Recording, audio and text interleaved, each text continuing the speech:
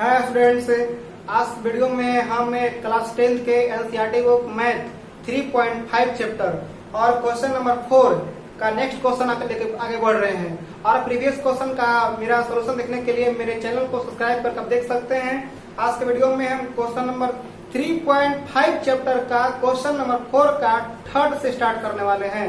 ठीक है, third question कर रहा है कि एक लड़का जो है यश नाम करके वो टेस्ट दिया हुआ है और टेस्ट में 40 अंक प्राप्त करता है। कब? इसमें नियम क्या रखा गया है, अगर वो लड़का सही अगर उत्तर देता है तो उसको 3 अंक मिल रहा है, अगर गलत उत्तर देता है तो 1 अंक उसको काट लिया जाता है, तब जाकर उसको 40 अंक प्राप्त होता है। ये मेरा फर्स्ट स्टेटमेंट हो गया। सेकंड स्टेटमेंट कर रहा है अगर सही उत्तर पर 4 अंक मिलते और गलत उत्तर पर 2 अंक कटते तो उसको 50 अंक प्राप्त होता।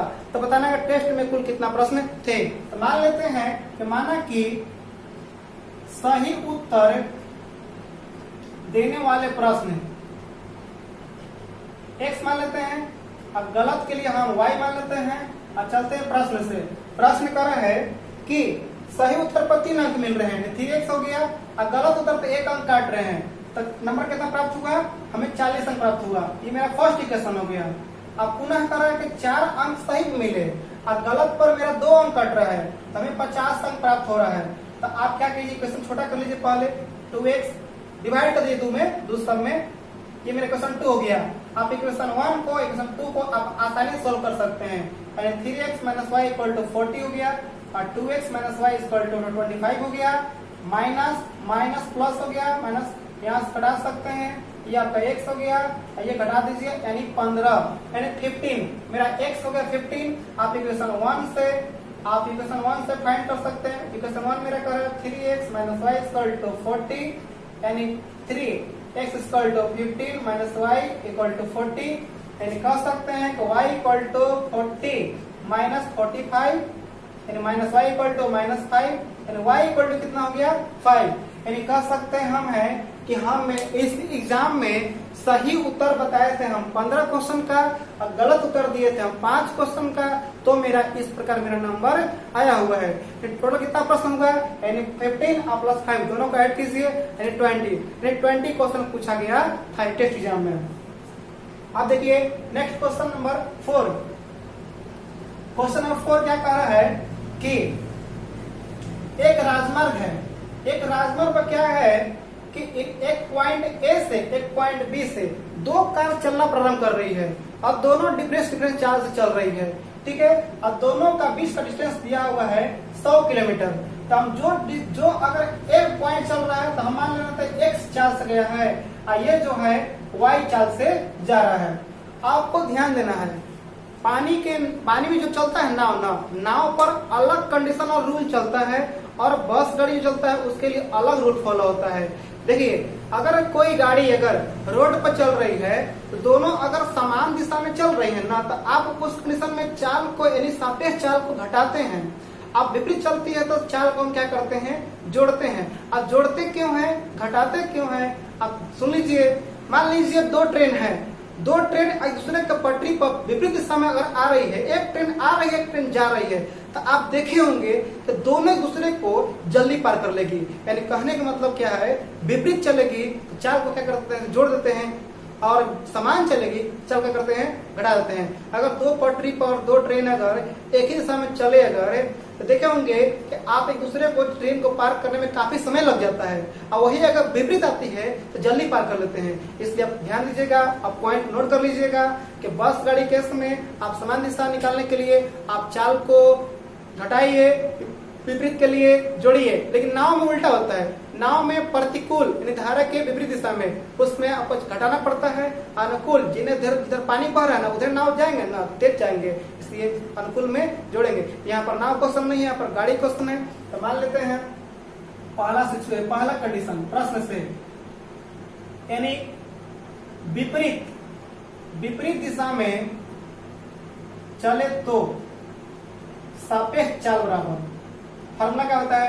दूरी बट्टा में समय। तो विपरीत क्या करते हैं? चाल को घटा देते हैं, नहीं सॉरी जोड़ेंगे, यानी x + y = 100/।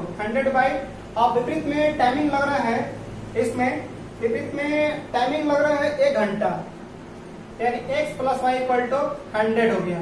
फर्स्ट असमान दिशा में यानी x माइनस वाई 100/5 घंटा लग रहा है यानी x minus Y equal to हो गया 20। मेरा इक्वेशन हो गया सेकंड। अब इक्वेशन 1 को इक्वेशन 2 को सॉल्यूशन कीजिए यानी x plus Y equal to 100, x minus Y equal to 20, यहाँ से कटा दीजिए तो x इक्वल टू 120 यानी हो गया 60, x इक्वल टू 60 हो गया, x का वैल्यू पुट कीजिए तो y इक्वल टू 40 प्राप्त हो जाएगा। इस प्रकार सॉल्व होगा। बहुत आसान है, आपको कहीं वीडियो छोड़कर जाने की जरूरत नहीं है, आपको अंत तक देखिए, आपको सारी क्वेश्चन समझ में आपको आएगा। तो लास्ट क्वेश्चन एक बचा हुआ है, आप देख लीजिए। क्वेश्चन नंबर 5 है। 5 क्वेश्चन बहुत इंपॉर्टेंट है। एक आयताकार है, आयताकार में लंबाई चौड़ाई में परिवर्तन हो रहा है। आयत क्षेत्रफल 9 वर्ग इकाई कम हो जाती है यदि उसकी लंबाई 5 इकाई कम कर दी जाती है, चौड़ाई को 2 बढ़ा देते हैं, 3 बढ़ा देते हैं। यदि लंबाई को 3 इकाई और चौड़ाई को 2 इकाई बढ़ा दे तो क्षेत्रफल 67 वर्ग मीटर बढ़ जाती है। तो आयत की बीमा ज्ञात करना है। तो मान लेते हैं कि आयत की बीमा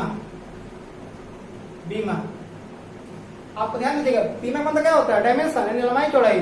तो आयत की बीमा मान लेते हैं x एंड y है। पहले लंबाई हो गया और ये चौड़ाई हो गया। लंबाई को x से मान लेते हैं, चौड़ाई को y से मान लेते हैं। तो मेरा मूल क्षेत्रफल क्या होगा? x इंटू वाई यानी क्षेत्रफल क्या होता है? आयत के लंबाई गुना चौड़ाई। चलते प्रश्न से। प्रश्न कर रहा है पहला सिचुएशन कि क्षेत्रफल 9 कम हो रहा है। कब? जो लंबाई में 5 कम कर रहे हैं, लंबाई में 5 कम कर रहे हैं और चौड़ाई में जो है 3 बढ़ा दे रहे हैं। तो मेरा एरिया जो है 9 और इकाई कम हो गया।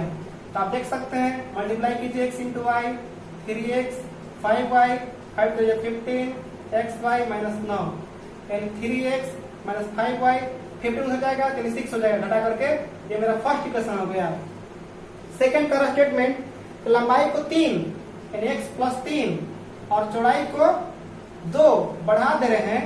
तो एरिया जो है 67 बढ़ जा रहा है यानी बढ़ेगा तो जोड़िए, घटेगा तो घटाइए।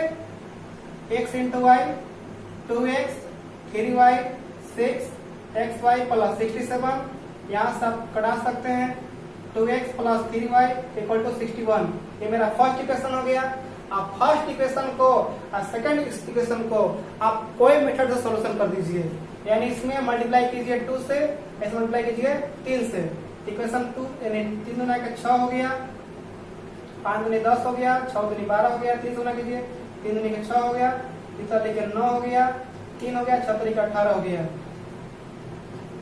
माइनस माइनस माइनस कटा दीजिए 19y यानी हो गया 1 यानी 171 हो गया। 19 9 71 से यानी कहने का मतलब y आपका 9 हो गया और इक्वेशन 1 से क्या कीजिए x फाइंड कर लीजिए यानी 3x minus 5y equal to 6, 3x 5 y 9 हो गया 6, 3x इक्वल टू 9 5 45 हो गया, प्लस में 3x 45 51 यानी 17 यानी x इक्वल टू क्या हो गया 17, y इक्वल टू हो गया 9 यानी आपका लेंथ हो गया 17 मीटर और ब्रेथ हो गया 9 मीटर। बहुत ही आसान था। थैंक यू मेरा वीडियो देखने के लिए। और नेक्स्ट हम वीडियो में नेक्स्ट चैप्टर को लेकर आएंगे। यहाँ तक 3.5 चैप्टर खत्म हो गया, 3.6 स्टार्ट करेंगे। Thank you.